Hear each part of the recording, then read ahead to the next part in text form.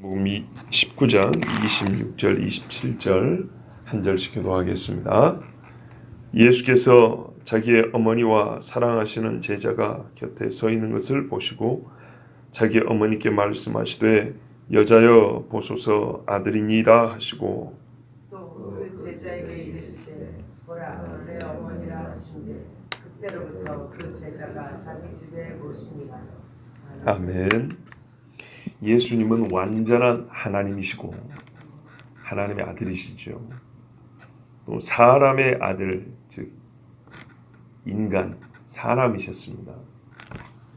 오늘 이 예수님의 말씀에는 완전한 하나님이고 완전한 사람이신 예수님 자신을 잘 나타내 보여주고 있습니다.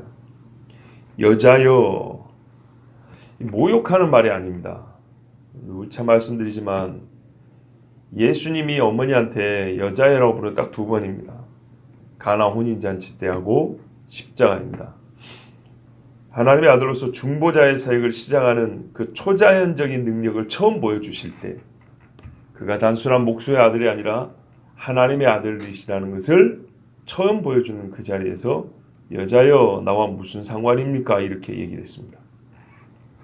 육체로 보면 왜 상관이 없습니까? 어머니가 아는 집에 거의 친척집 같이 보이는데요. 결혼식장을 왔습니다. 어머니가 이 집을 생각하고 일찍이 엄마는 와 있었단 말이죠. 그러니까 우리가 보면은 시골에서 친분 관계가 있으면 남의 집 잔치에 혹은 애경사에 일찍 가서 도와주죠. 이런 입장인데 왜 상관이 없어요? 그런데 여자야 나와 무슨 상관이 있나이까 하면서 나의 때가 아직 이르지 않았다. 이 때가 무슨 말인가? 순전히 육체적으로 말하면 이 때라는 말은 어울리지 않습니다. 하나님으로서의 사역을 하시는 그의 신성을 드러난 때를 말합니다. 십자가도 마찬가지입니다. 겉보기는 사람이 죄의 패를 이렇게 붙여갖고 죄인으로 죽지만 죄 없으신 분이 하나님의 아들 죄 없으신 분이 우리 죄를 대신 지고 속죄 제물 되셨습니다. 그때 그의 신성을 배제하면 이 십자가는 우리와 아무 상관이 없습니다. 그 어느 때보다도 예수님의 신성이 확실하게 드러나야 하는 시간입니다. 그러니까 오병이어라든지 물리를 걷는 때보다 그때보다 더욱 예수님의 하나님의 아들됨이 분명하게 만천하에 드러나야 할 때입니다. 즉 하나님의 아들이 아니라면 이 십자가는 무용지물입니다. 그때 예수님은 여자여 하고 불렀습니다. 예수님이 갖고 계시는 신성으로 말미암아 영광을 받는 때에는 이제 조금 한 단계 더 들어갑니다. 자연적인 인연, 자연 상태에서의 관계, 육체적 관계가 끝났으므로 이렇게 부른 겁니다. 고린도후서 5장 16절에 이런 말씀이 있어요. 그러므로 우리가 이제부터는 어떤 사람도 육신을 따라 알지 아니하노라. 우리가 예수 믿기 전에는 사람을 알 때 전부 다 육신적인 관점으로 이해를 합니다. 그런데요, 그 육신에 대한 정보와 지식이 그대로 있는데 예수를 믿었어요. 그가 예수를 믿고 내가 예수를 믿으면 내가 그가 예수 믿지 않을 때 어떤 사람인지 알아요. 그럼에도 불구하고 우리는 그 믿지 않을 때의 과거를 가지고 그 사람을 규정하고 그 사람과 관계를 맺지 않아요. 이제는 하나님의 자녀로 변화된 신분을 가진 그로 나는 알고 관계를 맺어요. 맞지요? 만약에 우리가 예수를 알지 못할 때의 관계를 그대로 가면 저 사람은 살인자인데, 저 사람은 강도였는데, 저 사람은 행음자인데, 저 사람은 우상숭배자인데 그렇게 우리가 서로를 안다고 생각해 보세요. 믿음의 식구가 될 수 있을까요? 우리 여기 10명도 안 된 사람 앉아 있는데 우리가 만약에 예수를 모를 때 육체대로 육신으로 서로를 바라보고 육신으로 서로를 판단하는 그 눈을 여전히 가지고 본다면 우리가 지금 이렇게 마주보고 있을 수 있을까요? 그럴 수 없죠. 행여 부족한 것이 있고 부끄러운 일이 있더라도 예수를 믿은 후, 즉 주 안에서 성령이 보여주시는 관점으로 다시 보고 우리는 새로워진 관계를 갖게 됐습니다. 맞지요? 바로 그거거든요. 하물며 우리가 사람을 대하여서도 죄인이 한 사람을 대해서도 예수 믿기 전과 후를 이렇게 다르게 볼 수 있다면 그것을 말하기를 육신으로 보았으나 우리가 이제부터는 육신을 따라 알지 아니한다 이렇게 말할 수 있다면 비록 우리가 그리스도도 육신을 따라 알았으나 처음에는 나사렛 사람을 알았고 목수의 아들로 알았지만은 이제부터는 그같이 알지 아니하노라. 고린도 사람들이 소문을 들었어요. 유대의 어떤 사람이 십자가에 못 박아 죽였는데 뭐 스스로 하나님의 아들이라 하고 그게 미치광이니 정신병자니 폭동이니 뭐 혁명가니 별의별 소리 다 들인데 바울을 통하여 진짜 복음을 들고 나니까 어떻게 해요? 그런 육신적인 이야기는 싹 버리고 하나님의 언약에 따라 예수님을 알게 되는 거예요. 한 사람도 그렇게 하면 예수님에 대해서는 관점이 어떻게 될까요? 절대 육신으로 따라 알면 안 되는 거죠. 이 말은 예수님이 육체를 갖고 있었지 않다는 것이 아니라 그 육체가 어떻게 해요? 신성과 인성이 완전히 하나 되어서 우리를 위한 중보자로서 오신 분으로 우리가 예수님을 안다 그 말입니다. 가지, 곧 다윗의 뿌리에서 난 가지로 예수님을 안다는 거죠. 그것이 바로 어디서 결정적으로 나타나냐? 예수님 스스로 이제부터는 나를 진짜 육신으로 알면 안 된다고 드러내 주신 것이 바로 십자가라 이 말입니다. 여자요. 우리의 관계성이 땅의 육체로 인하여 맺은 관계와는 차원이 이제는 다른 변화된 관계성을 갖는 것을 예수님 스스로 가르쳐 줍니다. 지금 이때부터. 이 비유가 하나 있어요. 성경에 보면 부활을 믿지 않는 사두개인들이 예수님을 테스트하려고 이렇게 말하죠. 남편이 다섯인 여자가 죽었습니다. 부활 때 누구 아내가 될 것입니까? 이 땅에서 일곱 명과 분명히 법적으로 부부관계를 맺었어요. 법적으로 부부관계고 잠자리도 같이 했어요. 자, 그런데 부활 때 누구 아내가 됩니까? 7명의 남자 입장에서는 다 자기 아내가 됐으면 좋겠죠. 그렇지 않겠습니까? 영원히 값이 없는 사람으로 살고 싶지는 않겠죠. 이게 바로 순전히 육신의 관점입니다. 육신대로 하는 겁니다. 그때 우리 주님 뭐라고 말했어요? 너희가 이 육신의 관계, 육신의 차원에서의 인간관계를 그대로 부활의 세계에서 갖고 가는구나. 누가 그렇게 말을 하더냐. 너희가 하나님의 능력도 모르고 성경도 알지 못함으로 크게 오해하였다 그랬어. 왜 성경을 모른다 그래? 성경 그렇게 안 가르쳤거든요. 하나님의 능력은요, 우리가 알기로는 그 관계가 최고인데 그거와 다른 관계지만 그보다 더 온전하고 행복한 관계를 하나님 주실 수 있어요. 부활 때는 하늘에 있는, 잘 보세요. 이렇게 조건이 하늘에 있는 천사들과 같이 시집가지 아니하고 장가가지 아니하느니라. 그러면 서로 울고 불고 막 외롭고 그렇지 않아요. 그렇지 않아요. 그러니까 이게 하나님의 능력을 모르는 거예요. 바로 그겁니다. 이 땅에 육신을 갖고 있을 때 하나님께서 가장 행복하고 우리에게 주신 복락의 관계들이 있어요. 그러나 이것은 육신적인 차원에서의 관계예요. 그러나 이제는 변화된, 우리가 참 이해를 돕기 위해서 한마디로 말하면 영적인 차원에서의 관계는 달라요.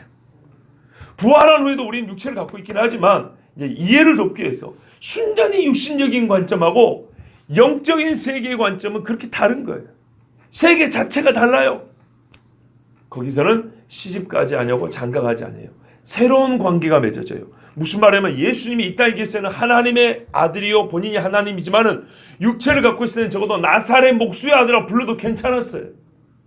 나와 같이 떡그릇에 손을 얹고 나와 같이 잠을 자고 배를 타고 주무시겠던 그런 사람으로 우리가 받아들여도 큰 문제가 없었어요. 그런데 드디어 십자가를 지는 순간은 완전하게 대속 제물로 죽으셨어요. 그리고 보호자 위에 오르셨어요.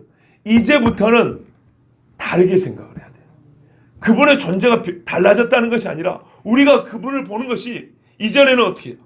같이 그러니까는 나사렛 목수의 아들을 그렇게 불러도 됐어요. 요셉의 아들이 이렇게 불러도 되는데 지금부터는 그렇게 부르면 안 돼요. 어떻게 불러야 돼요? 주여라고 불러야 돼요. 진짜 주여라고 불러야 돼요. 그런 차원에서 주님은 스스로 가르쳐 주는 거예요. 이 말이, 여자여, 이 말이 보소서 아들이니이다. 누구 보고 아들이라는 걸까요? 자기 자신을 가리킨 게 아닙니다. 보세요. 자기 어머니와 사랑하시는 제자가 곁에서 있는 것을 보시고 그랬어요. 이 사람이 나란히 있는 것을 보고 하신 말씀입니다. 이거는 요한을 가리키는 말이에요. 사랑하는 제자 요한인 거 다 알죠? 이거는 재론하지 않고 여러 가지 설명을 덧붙일 필요가 없다고 봅니다. 사랑하는 제자를 보라는 뜻입니다. 어머니에게. 그러면서 어머니를 위탁을 한 겁니다. 어머니 이제는 요한을 아들로 여기셔야 됩니다. 이런 말입니다. 여기서 우리가 일단 알 수 있는 게 뭐냐면요. 예수님은 계명을 주신 분이에요. 내 부모를 공개하는 계명을 주신 분이 육체로 있을 때 그 계명을 완전하게 준수하셨어요. 죽음의 순간까지도 이성을 잃지 아니하시고 하나님의 계명을 잊지 아니하시고 자기 어머니를 의탁하셨어요. 그런데 이게 중요한 겁니다. 아들이니이다. 내 제자가 어머니를 이제 돌봐줄 겁니다. 이렇게 하지 않고 딱 맞아. 아들이니이다 그랬어요. 이 아들은 누굽니까? 예수님 자신이죠. 자기가 아들이잖아요. 여기는 남이고. 그런데요, 제자 요한을 보고 아들이니이다 그랬어요. 이거 진짜 의미 깊고 복된 말씀입니다. 예수님이 육체로 계실 때 어머니와의 관계에서 가지고 있던 자리, 그 자리를 이제는 이 사람이 감당할 거라 이 말입니다. 요한에게 있어서는 얼마나 큰 영광이고, 보라 내 어머니라. 여러분, 이게 얼마나 크냐면요, 굳이 비교를 하자면 베드로에게는 자기 교회를 맡기셨고 요한에게는 자기 어머니를 맡긴 거예요. 얼마나 큰 영광인지 아시겠죠? 뭐 요한은 교회를 안 맡았다 그런 뜻은 아니에요. 예수를 버리고 떠난 제자들 중 하나가 돌아와 십자가 곁에 섰습니다. 예수님은 그에게, 그 사랑하는 제자 그에게 치욕의 십자가에서 마지막 직무를 명령 내지는 부탁하셨습니다. 내 어머니를 맡아달라. 예수님의 어머니를 그 자리에서 아들로서 섬길 수 있는 영광을 십자가 곁에 선 제자에게 주셨습니다. 그리고 어머니가, 좀 이따 다시 말씀드릴게요. 자, 보라 네 어머니라. 단순히 어머니의 노년을 부탁한 것으로 봐서는 안 됩니다. 이게 그런 뜻이 아니에요. 예수님은 이 땅에서 자신이 육체로서 감당했던 일을 제자에게 맡긴 겁니다. 잘 들어보세요. 이 땅에서 예수님 어릴 때부터 부모님을 받들어 공경했다 돼 있어요.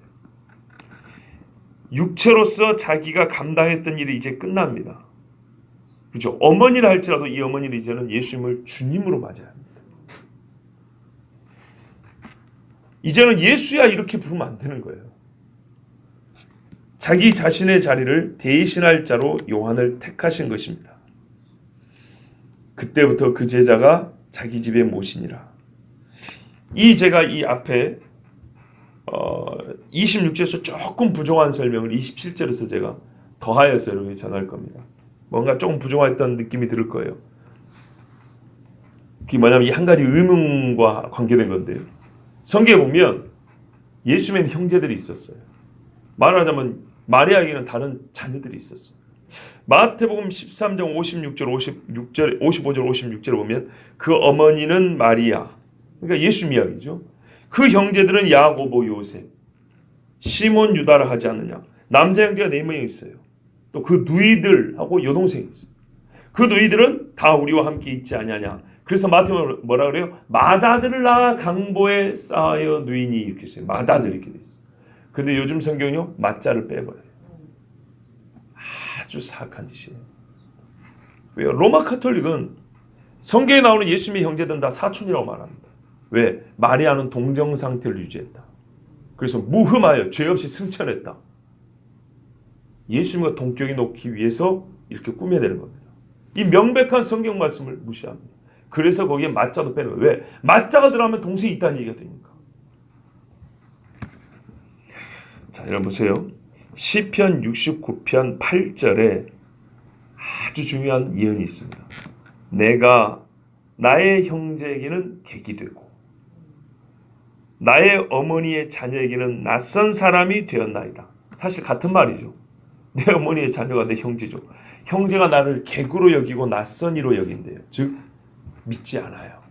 나중에는 믿었지만 이 예수님이 지금 십자가를 지는 이 순간에도 이 형제들은 보세요. 남자들은 6월절이니까 예루살렘에 왔을 거 아니에요. 믿지 않아요. 혹시 그 십자가에 가까이 있다가 자기 해를 당할까 봐 낯선 이처럼 취급했어요. 그런데 여러분, 말하자면 지금 어제 설교 들으셨죠? 마리아에게 지금 뭐가 필요해요? 세상에서 가장 고통스러운 이 여인에게 뭐가 필요해요? 하나님의 위로가 필요해요. 그런데 내 배에서 난 자식들이지만 예수를 알지 못한 자식들이 위로가 되겠습니까?